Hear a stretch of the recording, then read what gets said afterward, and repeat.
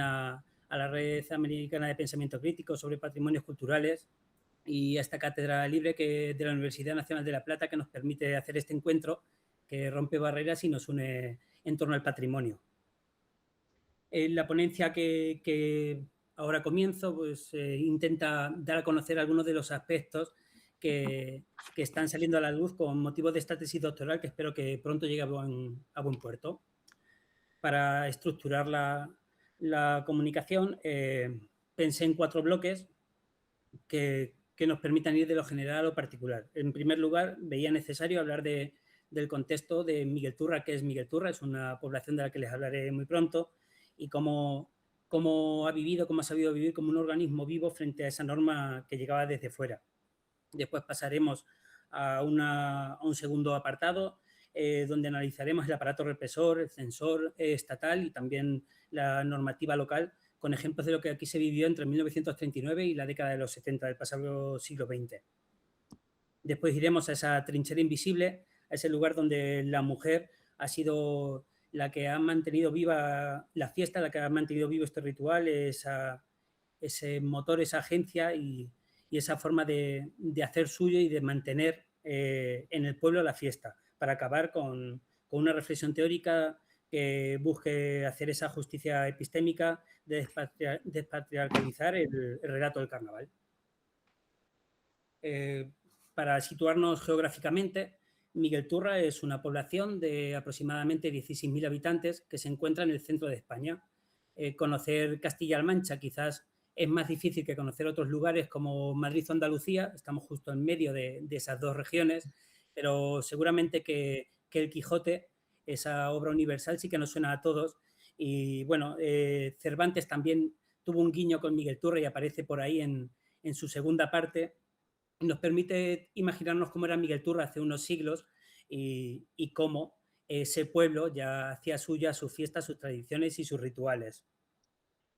Miguel Turra aparece en la literatura en diferentes ocasiones, es escenario de zarzuelas, es escenario de obras de teatro, pero eso quedará para otra ocasión. Y ahora quiero que vayamos centrándonos en ese pueblo que pueden ver en una imagen aérea de hace más o menos medio siglo, una imagen de un programa de festejos patronales, de otra festividad que ocurre en esta población y que nos permite conocer cómo era el corazón de esta población desde arriba. Para entrar en el tiempo de carnaval, he creado esta línea del tiempo que pueden ver desde 1770, que es la primera fecha que ahora mismo tenemos como segura de celebración de este carnaval, que seguramente que podamos seguir escarbando y llegar más atrás, hasta el actual 2026. El carnaval se ha transformado durante este tiempo y, bueno, aunque esas primeras referencias aparecen a través del censo de hermandades, de gremios y cofradías del Conde de Aranda, donde ya se hablaba de un grupo de personas que se encargaban de recoger limosnas y preparar el carnaval, incluso gastar este dinero si sobraba en algo de pólvora. El carnaval fue avanzando y durante el siglo XIX sus apariciones en la prensa a nivel estatal fueron más habituales. Ahí he resaltado una referencia de final del siglo XIX, de 1898, la de la Juventud Torralbeña, porque es de un semanal cercano aquí a Miguel Turra y durante mucho tiempo fue tratada como la fecha más antigua que se conservaba de este carnaval. Cuando esa expresión se mira con ojos y se escucha como investigador, lo de desafiar a que no hay nada anterior a esto, es cuando apareció también mi interés en profundizar en este carnaval y en llegar más adentro. De ahí que esté reconstruyendo todo lo que ha ido ocurriendo durante 4 siglos de historia. En este tiempo de investigación he podido ahondar 128 años más en la propia historia de este carnaval y ver que el carnaval no paró, como bien dice su pueblo, como he recogido a través de más de 50 entrevistas, más de 20 horas de entrevistas con diferentes informantes que han vivenciado la fiesta durante los últimos 90 años. El carnaval fue reconocido como fiesta de interés turístico regional en 1983, el primer carnaval que en Castilla-La Mancha, en esta región, se reconoció así, y en 2018 también como fiesta de interés turístico nacional. Sin embargo, el golpe de Estado franquista y la posterior dictadura, desde 1936 con esa guerra civil y a partir del 39 con ese asentamiento definitivo del régimen franquista, pues hizo que el carnaval cayese en una época oscura y que ahí de nuevo las mujeres volviesen a salvar la fiesta y a mantenerla viva desde la profundidad del propio pueblo. Como iremos avanzando a través del tiempo, sí que quería, antes de entrar en diferentes bloques, que pudiésemos reflexionar en torno a eso que es la visión oficial, la que llegaba desde fuera, la contradicción que el propio pueblo fijaba, mientras que han llegado reconocimientos posteriores, el pueblo tuvo que luchar porque no se prohibiese lo que era suyo, una estructura interna donde hombres en la escena pública y las mujeres muchas veces desplazadas al espacio doméstico o a un espacio donde dominaba el hombre, pues mantuvieron vivo el carnaval, pero no podemos obviar esa ceguera de género que aquí se produjo. Y es cierto que cuando aquí la ley castigaba o intentaba castigar la fiesta en la calle, el carnaval sobrevivió porque se replegó en el ámbito doméstico y en espacios privados y bajo la máscara. La máscara sirvió como un espacio de refugio. Pero también en este carnaval también fue destacable el espacio público, la calle, y otros espacios privados como bailes, que eran lugares donde el pueblo de Miguel Turra realizaba su ritual, aquello que para estas personas era normal frente a la norma que se intentaba imponer desde fuera. Por ello, he marcado ese objetivo de rescatar la labor de las mujeres y plantear esa cuestión que pueden ver en pantalla. ¿De qué manera las prácticas de resistencia de las mujeres garantizaban la continuidad del carnaval de Miguel Turra frente a la hegemonía de la prohibición? Y claro, ¿qué era esa hegemonía? Pues mecanismos de prohibición y censura. Normalmente se prohíbe por miedo y al pueblo de Miguel Turra, como al pueblo de España, se le prohibió mucho y se le prohibió el carnaval por miedo a lo que pudiese ocurrir. El pueblo de Miguel Turra a día de hoy dice orgulloso que nadie usó la máscara, nadie usó el carnaval para hacer un ajuste de cuentas incluso en tiempos de guerra, porque los mayores dicen que durante los años más oscuros, durante la propia guerra civil, la semana de carnaval, aquí sigue habiendo máscaras y sigue habiendo fiesta. En imagen pueden ver diferentes prohibiciones. La que está a su izquierda es una orden circular que el bando nacional, el bando sublevado, hizo pública en Valladolid en febrero de 1937. Miguel Turra perteneció en el bando republicano hasta el final de la guerra y no sabemos si por llevar la contraria a los sublevados o porque esa noticia no llegó o porque realmente no apetecía acatar esa norma, aquí el carnaval siguió vivo. Acabó la guerra y en 1940 se recuerda que el carnaval sigue prohibido y siguió prohibido hasta la década de los 70 en España. Pero en Miguel Turra, incluso en 1940, cuando estaba totalmente prohibido, el ayuntamiento dejó por escrito, firmado, con nombres al margen, algo que era quizás arriesgado, que quizás no pensaron a fondo lo que podía ocurrir, que los bailes se iban a seguir celebrando aquí como de costumbre. A nivel local también hubo prohibiciones, muchas veces porque venían desde fuera. Podríamos entrar en que hasta 2 alcaldes de Miguel Turra tuvieron que dejar el cargo o fueron destituidos, algunos de ellos, por celebrar el carnaval. Pero año a año sí es verdad que se publicaban bandos, como el que pueden ver a su derecha, un bando de 1967, en el que se regula el carnaval o se intenta regular una fiesta prohibida.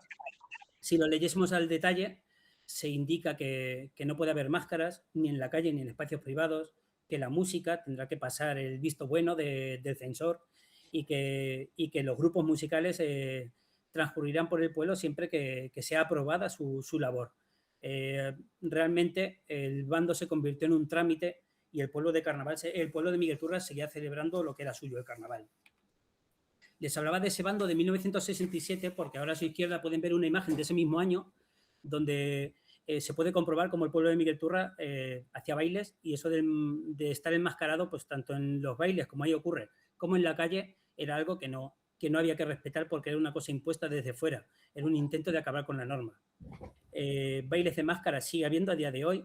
En ese momento eran los hombres los que permitían el acceso a la mujer, pero la mujer la que se aprovechaba del hombre y le decía que bailarían juntos y pasaban al baile, cosa que normalmente nunca ocurría, solo para entrar dentro, o se disfrazaban de hombre. Usaban la máscara como una forma de colarse en ese espacio donde no tenían posibilidad de estar.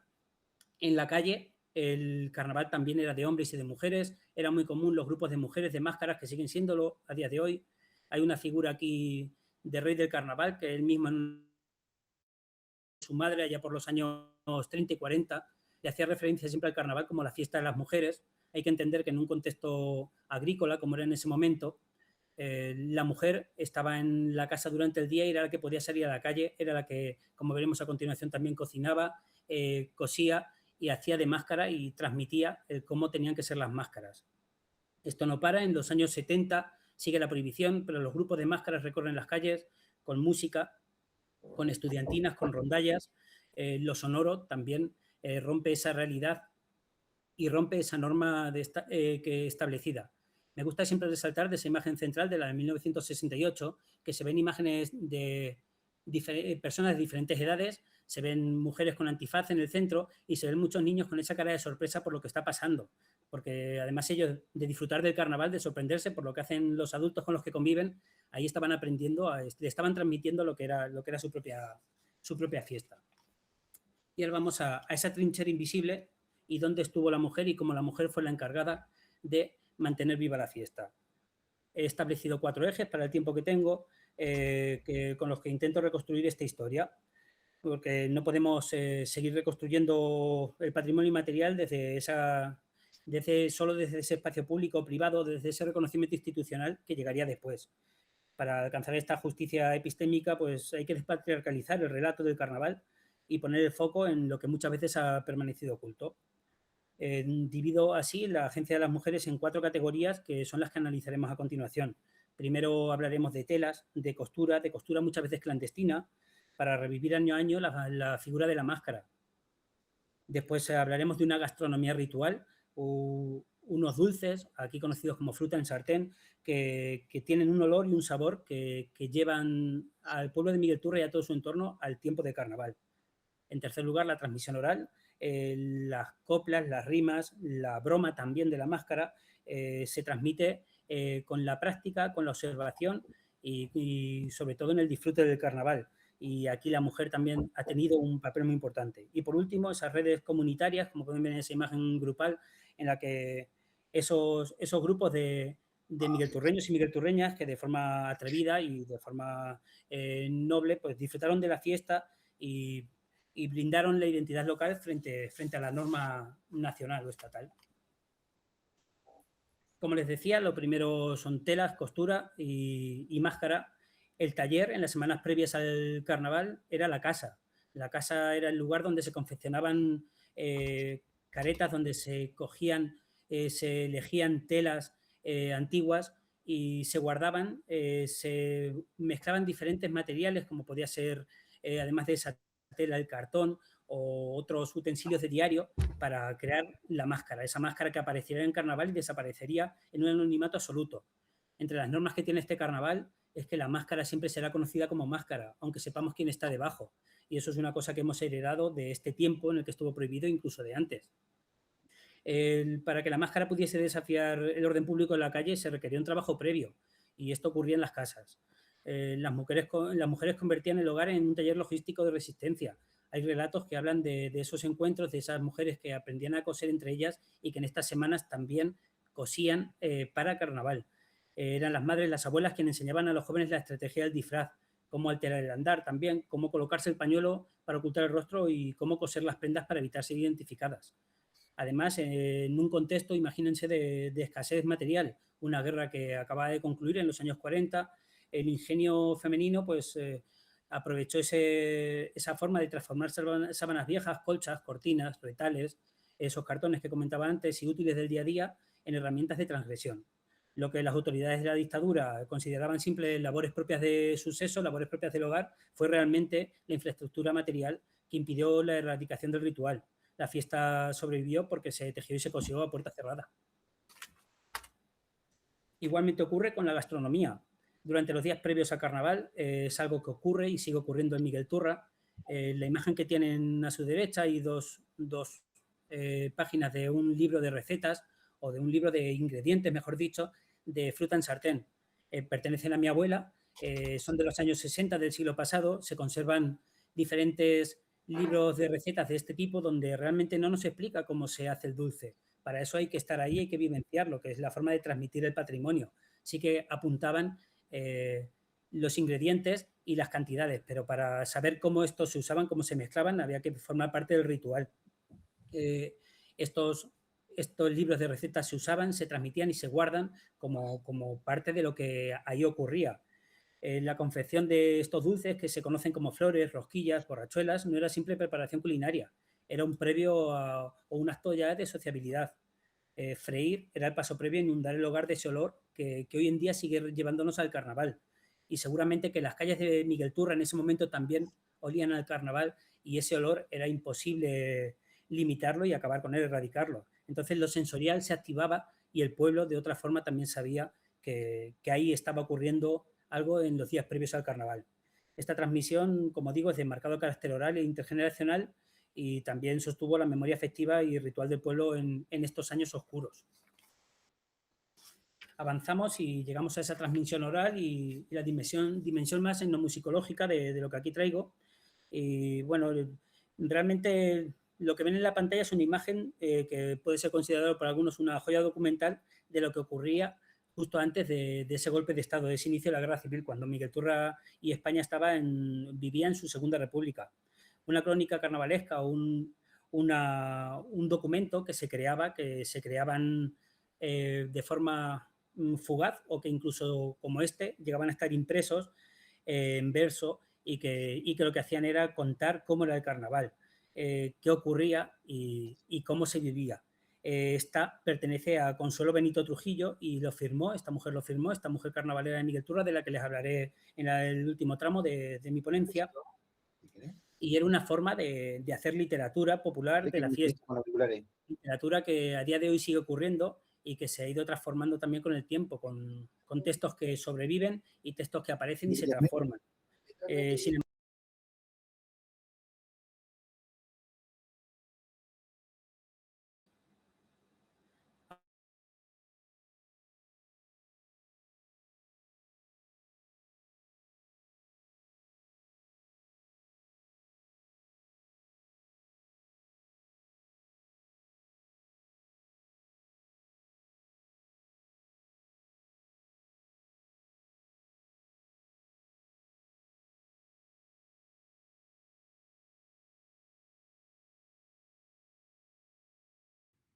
Hola, hola, ¿se escucha? Sí. Francisco, ¿puedes desactivar tu micrófono?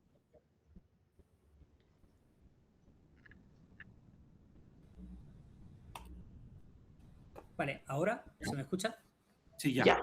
Vale, ¿y se sigue viendo bien la pantalla? Sí, por lo que veo. Vale, Sí, todo bien. Sin problema. Genial. Como les decía, esta literatura, estas impresiones, como la que ven en pantalla, desaparecieron con la llegada de la dictadura. Se cortó totalmente esas coplas, como la que ven en pantalla, pero es verdad que siguieron ocurriendo, que se transmitían de forma oral y que de unos a otros se hablaba de bailes, se hablaba de máscaras, se hablaba de fiesta y se hablaba de un pueblo disfrutando de lo que era suyo.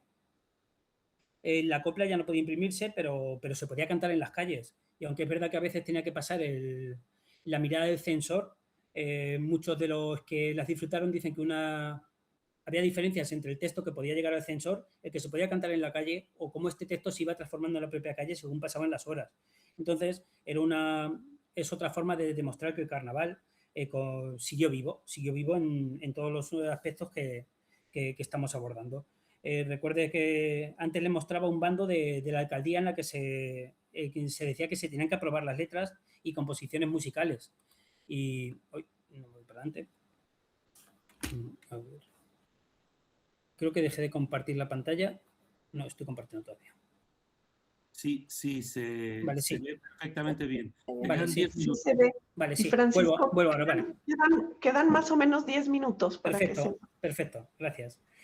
Como les decía, la burla sobre lo cotidiano y la crítica social en estos textos siguió vivo porque el pueblo de Miguel Turra y las mujeres también conservaron en su memoria estas letras y las transmitieron a los más jóvenes, a los que vinieron detrás para hacer suya la fiesta de generación en generación. La música, en definitiva, se convirtió también en trinchera sonora que preservó la voz del pueblo. Para ir llegando al final de estos 4 bloques que prometí al inicio, quería hablar de redes comunitarias y salvaguardia intergeneracional. Primero haré mención a esas 2 imágenes de 1975 de Carlos Robledo, un fotógrafo que pasó por Miguel Turra y que en ese momento gastó 35 fotos de un carrete, que ya era un lujo en el momento para registrar el carnaval. Y bueno, esa imagen de abajo, sobre todo las caras de felicidad de esa chica de la camiseta de rayas, creo que me parece que es la que demuestra cómo se vivía realmente el carnaval en la calle en un momento en el que ya era imposible parar. Mientras la máscara transitaba la calle, el pueblo operaba un pacto de silencio.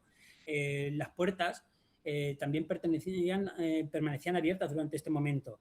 Es verdad que hay registradas persecuciones de la autoridad a las máscaras, es verdad que hay registradas, hay discursos que hablan de máscaras que acabaron en el calabozo por ser máscara, pero las puertas abiertas de las casas permitían que las mujeres diesen cobijo a esas máscaras que huían de la autoridad, que se podían esconder en las casas, que saltaban de una casa a otra para salir por otra calle o que se cambiaban de ropa para salir dejando la máscara escondida, como creando así refugios activos donde cualquiera podía entrar para ocultarse y cambiar de apariencia si lo necesitaba. Y como les decía también antes, uno de los ejemplos de mujer que ha mantenido vivo el carnaval de Miguel Turra, que mantuvo vivo este carnaval, es Consuelo Benito Trujillo. Y antes de acabar me gustaría hacer mención a ella porque es una de esas personas que merece salir del anonimato y ser reconocida. Como dato curioso, ya tuvo cierto reconocimiento en los años 80, que es algo que también es de premiar a este carnaval. A lo largo del trabajo de campo que realizo, pues como decía al inicio, he realizado más de 50 entrevistas a informantes clave y quien aparece ahí abajo a la derecha es su sobrina, Marisol Benito Santos, que es su descendiente más directa y quien me habló de cómo vivía su tía Consuelo Benito este carnaval. Me permitió acceder a su archivo. Esa imagen que tienen arriba a la derecha es una imagen de 1959, un momento en el que el carnaval estaba prohibido. La otra imagen en blanco y negro no está fechada, pero podemos calcular que es de los años 60 también, en plena prohibición. Y nos habla ella me habló de la trayectoria de su tía con el carnaval. Decía que aunque era una mujer sin estudios, en casa tenía un taller de costura para mujeres jóvenes, y ese taller de costura desde el mes de enero, antes de que llegase el carnaval, se transformaba en un taller de máscaras, un taller donde se creaban máscaras, y ella era la que guiaba a las demás también al grupo a salir a la calle y a transmitirle su ritual. Es verdad que es significativo que aquí se crearon diferentes cargos en el carnaval. En 1981 el de máscara mayor, que reconoce en principio 2 parejas, hoy en día una pareja de carnavaleros de amplia trayectoria. Consuelo Benito fue una de las primeras máscaras mayores que se reconocieron, y 3 años después, en 1984, hubo un reconocimiento a ella con ese diploma que hoy en día está en el Museo del Carnaval, que existe aquí en Miguel Turra, en el que se le agradece su labor por esta reorganización democrática, diremos, del carnaval, y por su labor para conseguir que este carnaval fuese declarado la primera fiesta de interés turístico regional, el primer carnaval de interés turístico regional en Castilla-La Mancha. Sin duda, Consuelo Benito es una prueba histórica de que las mujeres no solo protegieron el carnaval en la clandestinidad, sino que fueron la piedra angular sobre la que se construyó su posterior institucionalización. Querría concluir indicando que la investigación demuestra que la supervivencia del carnaval durante estas décadas de prohibición franquista no fue fruto del azar. Si la fiesta se preservó, fue porque existió una sólida infraestructura doméstica y comunitaria articulada por tantas y tantas mujeres que deben salir del anonimato y que nos permiten reconstruir esta historiografía oficial donde ellas no queden invisibilizadas, sino que sean parte reconocible de la fiesta. Como he analizado a lo largo de los 4 ejes, la máscara y su confección, la gastronomía de la fruta en sartén, las trincheras sonoras, las coplas o los hogares abiertos eran lo que algunos consideraban meras labores del hogar, pero que realmente eran tácticas de resistencia política y de identidad cultural. El caso de Consuelo Benito, como les decía, es uno de los muchos que tenemos pendientes en espacios como este, donde intentaremos dar a conocer ese patrimonio cultural, intentaremos despatriarcalizarlo porque es algo necesario, porque no basta con catalogar la manifestación pública y masculina del carnaval, sino que hay que ir más allá de los expedientes oficiales y ver la labor incansable que las mujeres han hecho por mantener vivo nuestro patrimonio cultural y material. Con esto concluye mi aportación a este congreso, volviendo a agradecer su atención, quedando a su disposición para cualquier pregunta o cuestión que quieran plantear ahora o en el tiempo de debate. De verdad, gracias a la Red Americana de Pensamiento Crítico, a la Cátedra Libre de Patrimonio Cultural y Material, a la Universidad Nacional de La Plata y a la Red Mexicana de Estudios sobre Paisajes Patrimoniales, a Maya y Mariano, que hoy han hecho de grandes anfitriones y me han hecho estar verdaderamente cómodo. Muchas gracias por su atención. No, muchas gracias, Francisco Manuel Peco Díaz, por tu excelente presentación. Es un tema fascinante en Miguel Turra. Pues deja a la reflexión cómo los diferentes procesos que hemos vivido en la historia de la preservación del patrimonio cultural en general y en particular el patrimonio inmaterial ha sido un proceso de lucha, de resistencia, de grupos, sobre todo de las mujeres que sostienen diferentes tipos de lo que hoy llamamos patrimonio, ¿no? Tradiciones, fiestas, rituales, en fin, y que hoy, y sobre todo en los últimos, yo diría, los últimos 20 años, ha habido un proceso de reflexión sobre el patrimonio cultural muy interesante, ¿no? Como todos lo sabemos, los que estamos aquí, hace más de 150 años solo se hablaba de arquitectura, solo se hablaba de cómo es que debemos restaurar los edificios, el siglo XX, cómo tenemos que catalogarlos, la internacionalización, las cartas internacionales, las convenciones, eso era lo más importante. No quiero decir que no lo sea ahora, pero hoy creo que vivimos en un momento de reflexión sobre el patrimonio cultural. Laura Jane Smith dice que existe un discurso autorizado del patrimonio, que es este discurso que algunos han tomado como suyo e invisibilizan o le quitan agencia a otros grupos en la participación de las diferentes acciones que las sociedades hacen en torno al patrimonio cultural.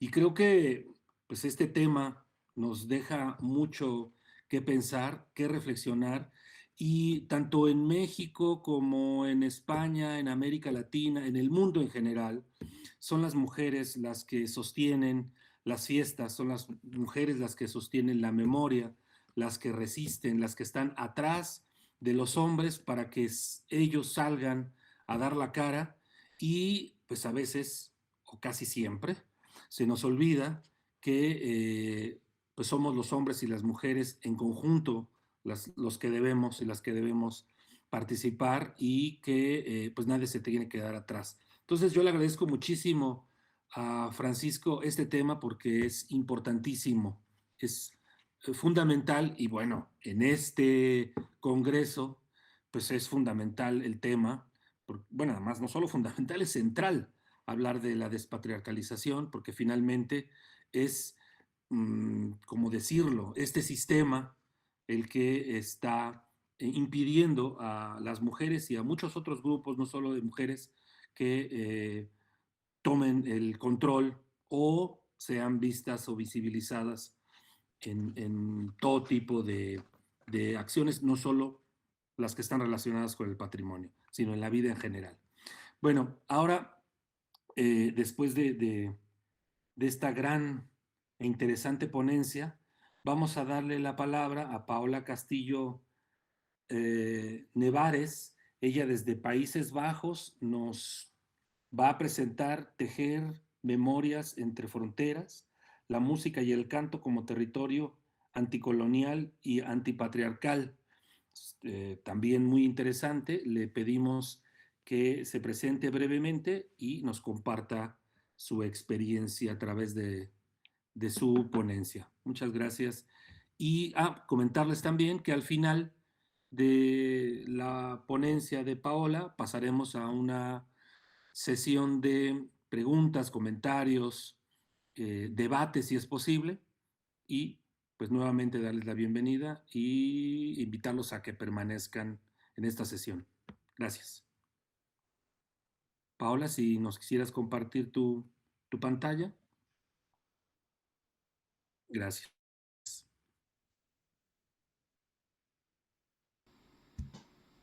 ¿Sí se ve bien? Perfecto. Vale, ahora comparto la pantalla completa. Muy bien. Pues, ¿qué tal? Buenos días, buenas tardes, en donde quiera que se encuentren. Por acá donde estoy yo, en Eindhoven, en Países Bajos, son las 3:30 de la tarde.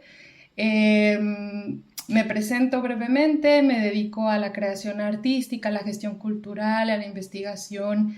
En estos momentos independiente, acabo de terminar un doctorado en Historia y Artes en la Universidad de Granada, en España, y me encuentro ahora trabajando aquí en Países Bajos de manera independiente y en colaboración con algunas instituciones locales.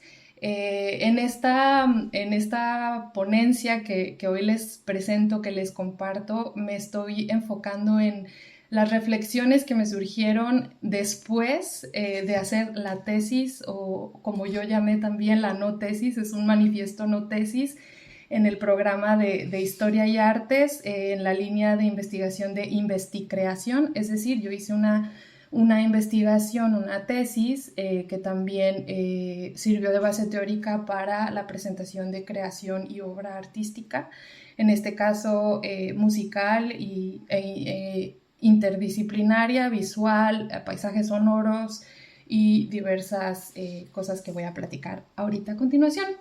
La tesis que yo presenté, o la no tesis que presenté en Granada, en la Universidad de Granada, se llama Artes, Raíces y Diálogos Interculturales, Trayectorias Creativas desde el Norte de México. Algo que yo planteo ahí, bueno, dividí la tesis en dos partes, la no tesis, la parte de la investigación documental o una reflexión teórica en torno a por qué la llamo no tesis y por qué para mí es un manifiesto, y una parte también donde hablo sobre trayectorias creativas de resistencia a varias amigas y mujeres que formamos parte, digamos, como este imaginario colectivo del norte de México, ¿no? Ese lugar de frontera. Aquí voy a platicar un poquito sobre algunos ejemplos, ¿no? Esto que les platico es una reflexión que vino después del texto, no es en sí la no tesis, sino como algo que me vino ya al concluir ese proceso. Entonces,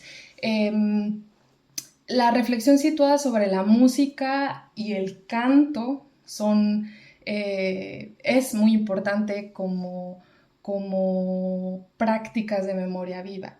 Es decir, ¿qué implica? Implica reflexionar sobre las políticas y las fronteras y todas las corrientes epistémicas impuestas a todas las personas, pero en específico a las mujeres. Yo me enfoqué en entender cómo nos afectan a nosotras esas fronteras geográficas, epistémicas, políticas, desde una perspectiva anticolonial y antipatriarcal. En este sentido, el canto no es solo una expresión estética, sino también un territorio simbólico y afectivo donde nosotras tejemos memorias colectivas, saberes ancestrales y también resistencias encarnadas, porque como dice Lorena Cabnal, el cuerpo es el primer territorio de defensa de las mujeres. En este sentido, también es importante hablar sobre cómo las fronteras son espacios de poder o donde se cruzan todas estas violencias que también tienen que ver con el género, todas estas violencias simbólicas que implica como un dispositivo, o más bien que se llevan a cabo por medio del racismo estructural como dispositivo de opresión. Y esto también se refleja en las políticas de migración restrictivas, algo que yo he vivido en primera persona y cualquier migrante de Abya Yala hemos vivido al entrar, al atrevernos a pisar el norte global, ¿no? O en este caso Europa, ¿no? Pero algo importante de mencionar que la movilidad humana y la expresión artística desafían estas fuerzas, y sobre todo las mujeres que cantamos desde estos espacios fronterizos y desde experiencias migratorias confrontamos directamente esa inercia sistémica, ¿no? Podemos presentar esas contradicciones. En ese sentido, es muy importante para mí hablar de sonido y resistencia. Para mí el sonido es fluido, móvil y transgresor y crea cartografías afectivas más allá de las líneas políticas.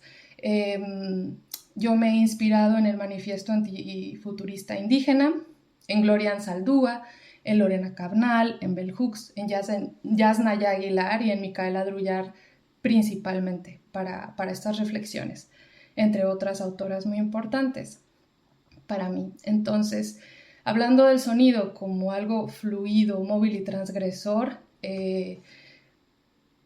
también me lleva a pensar que la voz es un archivo y una herramienta política, ¿no? Porque al reactivar memorias silenciadas, al disputar narrativas hegemónicas, al sostener vínculos entre cuerpos, territorios y genealogías, la voz va creando un archivo que inscribe el desplazamiento, el duelo, el cuidado, la lucha y la celebración, como mencionó nuestro compañero, ¿no?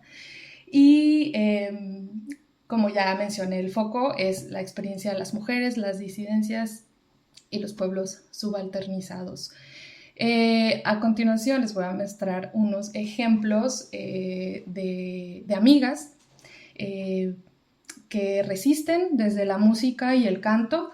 Nidia Barajas, de Tijuana, Baja California, ella tiene una trayectoria importante dentro de México y también a nivel internacional en la escena independiente, en la música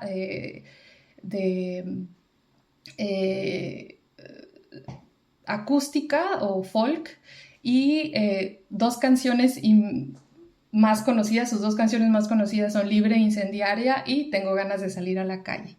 Y también está Sara Monroy, que ella es de Sonora, de Punta Chueca, y pertenece a la comunidad Comcac. Ella hace rap y tiene su álbum que se llama Viento y Vida. Para mí es importante enfocarme en las voces de las mujeres del norte de México porque somos voces que nos hemos conformado en esa contradicción de la lucha de poderes. Recordemos que las fronteras son líneas imaginarias construidas por grupos que están luchando por poder, o más bien dicho, por invasiones coloniales, ¿no? Entonces, ahora voy a hablar un poquito de esta parte más autoetnográfica que tiene que ver con mi propio proyecto artístico.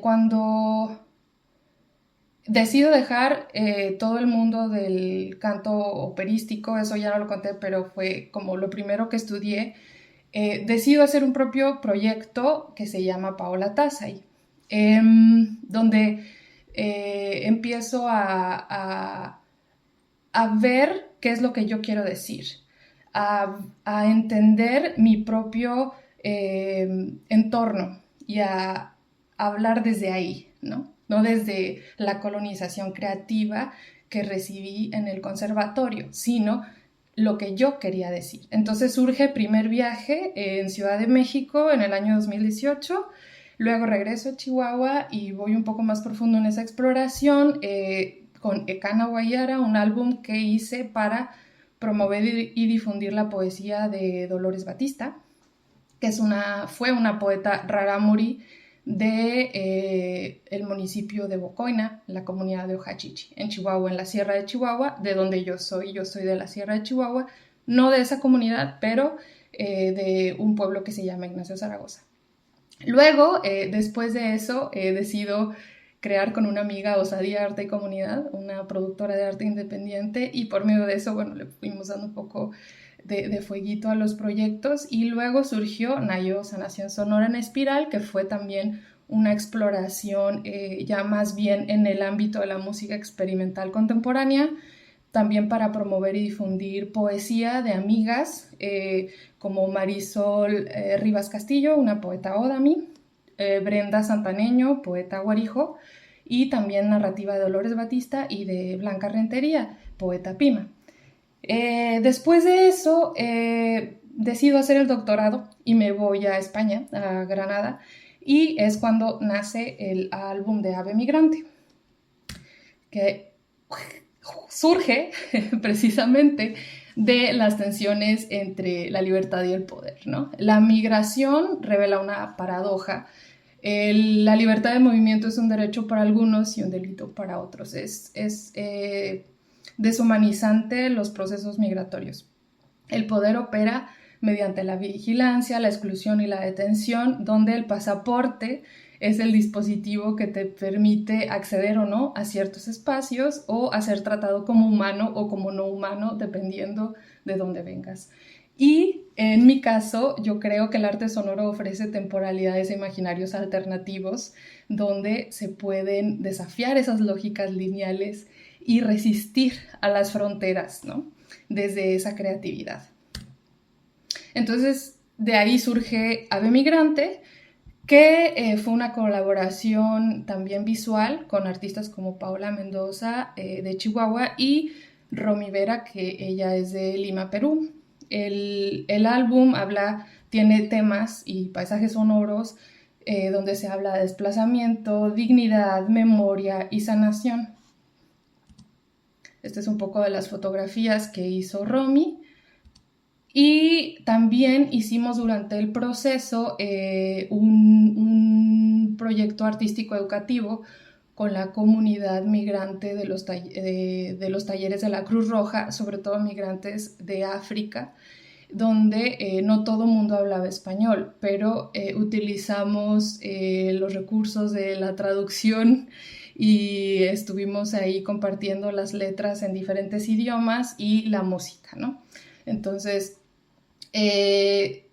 hablamos de sanación colectiva, de soberanía emocional, de comunidad, y se generó esta interpretación visual por medio de collage, ¿no? Y aquí está un poquito de las letras. Esta es voz narrada, un avión sirve para unir esperanzas o para repatriar sueños. No me voy a detener a leer todo porque si no, no me daría tiempo, y quiero también mostrar un video. Hay canciones que hablan de desplazamiento, como Habitante, que es una especie de rap folk, y Cruces, que es un corrido pop.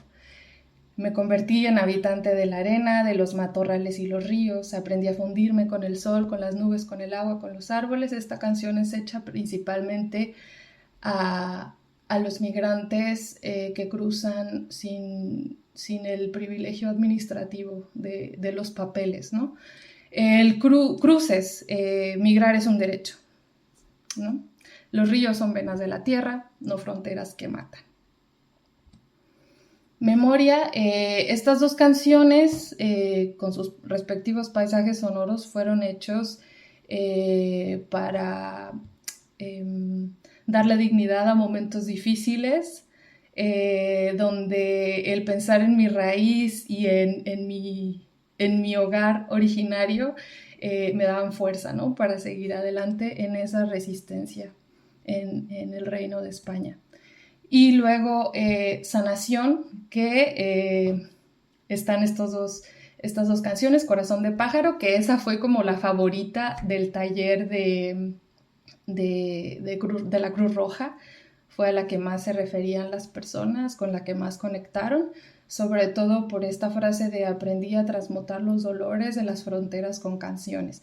Soy corazón de pájaro, en mi alma caben todas las culturas, en mis alas caben todos los países, en mis ojos caben todas las visiones.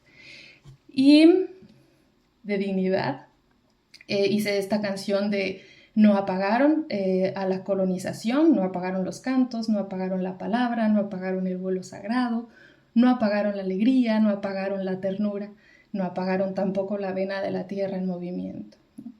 Y canto para liberar el grito, para que el dolor sea ave y se diluya en el vacío del espacio azul y negro, etc., ¿no? Y después de terminar todo ese proceso de resistencia dentro de la misma universidad y también a nivel personal, me vinieron estas preguntas que son, pienso yo, tareas colectivas pendientes. ¿Qué historias seguimos sin escuchar en museos, festivales y academias? Y esto aplica para todos los contextos, tanto aquí en Europa como en México, en toda Viayala o en cualquier lugar que nos encontremos. ¿Qué historias seguimos sin escuchar en museos, festivales y academias? ¿Cómo podemos crear infraestructuras culturales que no reproduzcan las mismas lógicas extractivistas y coloniales? ¿Cómo generamos dinámicas pluriversales? ¿Cómo podemos generar una justicia histórica en aras de construir sociedades más armónicas?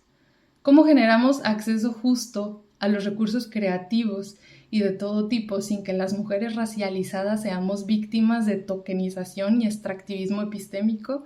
En el tiempo que llevo aquí en Europa me he enfrentado a esos dos fenómenos, a la tokenización y al extractivismo epistémico, casi en todo el tiempo que he estado acá, ¿no? Entonces creo que eso es bien importante mencionarlo en los espacios como este. Y las interrogantes internas, ya terminé el doctorado con mi manifiesto no tesis, ahora qué sigue, ¿no? ¿Cómo puedo proteger la dignidad de mi camino creativo y de investigación en un territorio hostil a migrantes racializados? ¿Con qué estrategias antirracistas, antipatriarcales y anticoloniales? ¿Qué pasa con la comunidad de Abya en España, Países Bajos y en general en Europa? ¿Cuál es la mejor manera de actuar frente a un mundo cada vez más violento, donde la ultraderecha amenaza con ganar cada vez más terreno? ¿Qué implican mis diversas renuncias? Y aquí es bien importante mencionar que ante esas interrogantes siempre es como recordar la raíz, ¿no? Siempre regreso a Dolores Batista y este poema que dio origen al disco, al álbum Ekana Guayara, Poema del Viento, ¿no? Me crece tanto el alma siendo yo tan pequeña. Entonces, esa es la resistencia de muchas mujeres, sobre todo de muchas mujeres de pueblos originarios de México, de Abya y del mundo, ¿no? Desde ahí nos unimos. Entonces, y estas son mis resistencias actuales. Como les decía, trabajo de manera independiente en la investigación, la educación, el arte y la música, en mi estudio aquí en Eindhoven y en Chihuahua. Sigo con mi amiga que juntas creamos Osadía. Estamos generando proyectos de laboratorios editoriales, creación sonora y varias cosas. Y también me salí de Spotify porque están actuando de manera antiética. De por sí bueno, de por sí no aportaban a los músicos de manera justa, no había una remuneración justa. Ahora es peor porque ya están invirtiendo en la industria de armas con inteligencia artificial. Entonces, no se puede estar en esa plataforma más, ¿no? Entonces, abrí mi página de Bandcamp y ahí es donde estoy reestrenando estos álbumes que les platiqué. El día de mañana voy a estrenar Ave Migrante otra vez, ¿no? Y me gustaría cerrar con estas reflexiones. La música como conocimiento situado desafía la separación moderna de arte, política y espiritualidad, por eso es resistencia. Cantar es una práctica de sanación colectiva y reexistencia. La música como espacio de encuentro transfronterizo crea memorias que se viven en la escucha y el cuerpo. Y tejer las memorias entre las fronteras significa un gesto político y poético que afirma la vida, la interdependencia y otros mundos posibles. Y aquí está mi email de mi estudio y mis redes sociales, por si gustan por ahí enviarme un mensaje, con todo gusto. Estoy para escuchar y para compartir. Y voy a dejar de compartir pantalla para que me ayuden por ahí a compartir un video de YouTube que es precisamente de este álbum que les hablaba de Ekana Guayara. Si se puede.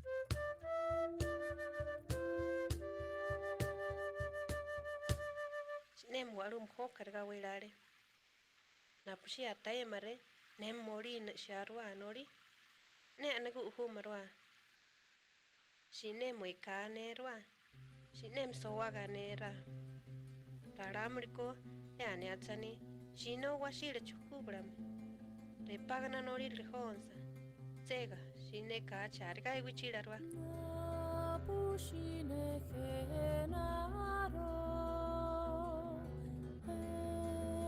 kashimirosa okoguara era pare chiroha neje kiri repa ena neje kiri repa ena neje kiri repa ena neje kiri repa ena wenne waru arewe awiri peta nekepa wenne waru arewe awiri peta nekepa nekepa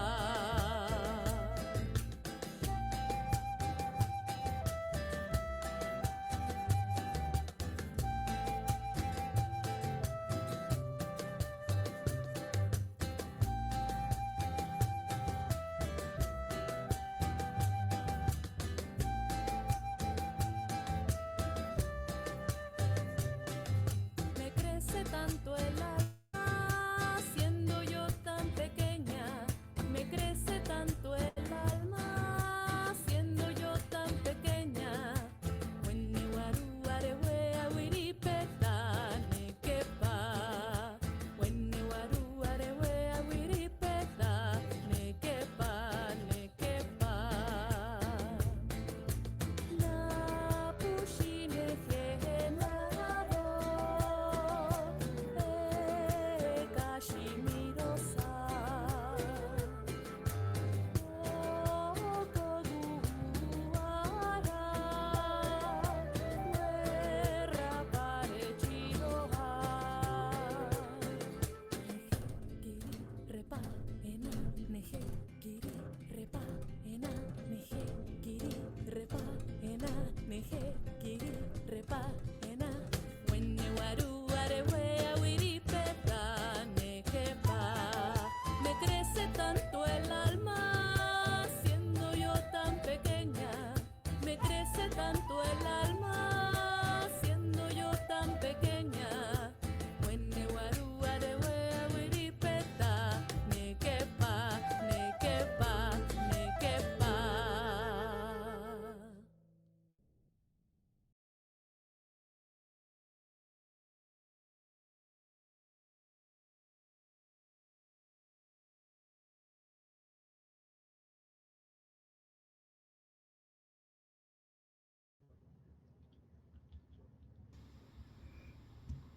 Y bueno, gracias.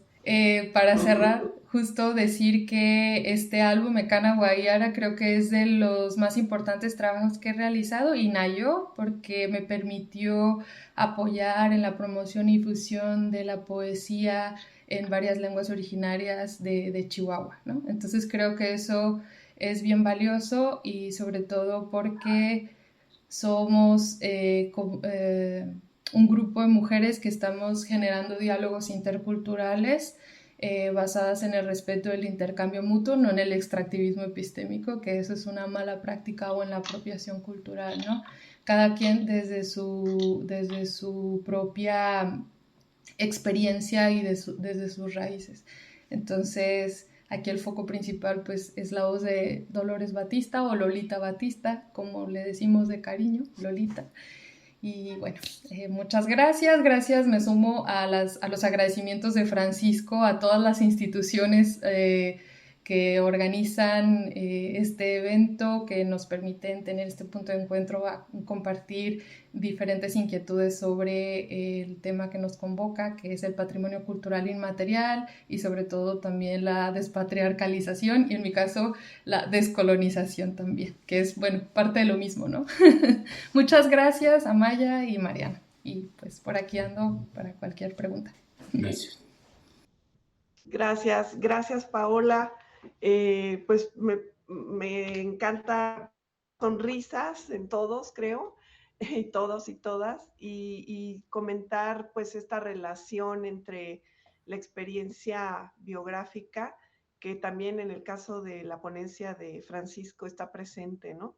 De una manera quizá más familiar y en este caso más personal o directa, y que es lo que en muchos aspectos enriquece la posibilidad de comunicar algo. Felicitarlos a ambos. Me pareció muy importante la forma en que la ponencia presenta la música y la voz como una forma de resistencia a las fronteras políticas e incluso a la pérdida de las lenguas. Creo que cambias de escala en estas fronteras, de la frontera del norte de México. Para nosotros del centro de México, el norte es frontera, ¿no? Es una presencia constante a una frontera del norte global con el sur global, ¿no? Fronteras ya más amplias todavía. Y en tu caso, pues la voz conserva tu biografía y también las huellas de un territorio, de una comunidad, de un grupo étnico y de una experiencia migratoria. Cuando tu voz se convierte en música o poesía, la experiencia individual adquiere una dimensión colectiva. El relato biográfico deja de ser una historia personal y se transforma en una memoria compartida. Creo que además cantar puede significar conservar una identidad frente al desarraigo, hacer visible aquello que los relatos oficiales omiten y construir un espacio simbólico de pertenencia. La frontera como un espacio geográfico, cultural y lingüístico desde el cual es posible producir nuevas formas de expresión y de resistencia, nuevas formas de patrimonio o de herencia. A mí ahora ya me gusta más la herencia cultural que el patrimonio. La música convierte la memoria biográfica en una memoria colectiva y hace de la voz un territorio portátil que acompaña a quien migra. Te agradezco mucho haber compartido con nosotros esta experiencia y haberla además compartido desde la emoción, que ahora, por cierto, Mariano, estamos justo por empezar un congreso sobre emociones y paisaje. Y bueno, pues qué buena introducción, ¿no, Mariano? También a este tema. Gracias, Paola, y gracias también a todos los asistentes a esta reunión, voy a decir, de intenciones y saberes compartidos. Gracias. Muchas gracias, Amaya. Gracias, Paola. Gracias, Francisco. Voy a leer rápidamente o repasar los saludos, las felicitaciones desde Querétaro, México, desde Chile, Costa Rica, Colombia, Argentina. Bueno, son los países que desde diferentes partes de Argentina, que les mandan saludos, felicitaciones. Seguramente ustedes también ya lo han visto en el chat. Y bueno, pues ahora invitamos a todas y a todos, a todes a participar con comentarios, con preguntas, con provocaciones, también se vale. Es un espacio abierto, es un espacio para la reflexión. Como lo comentábamos al inicio,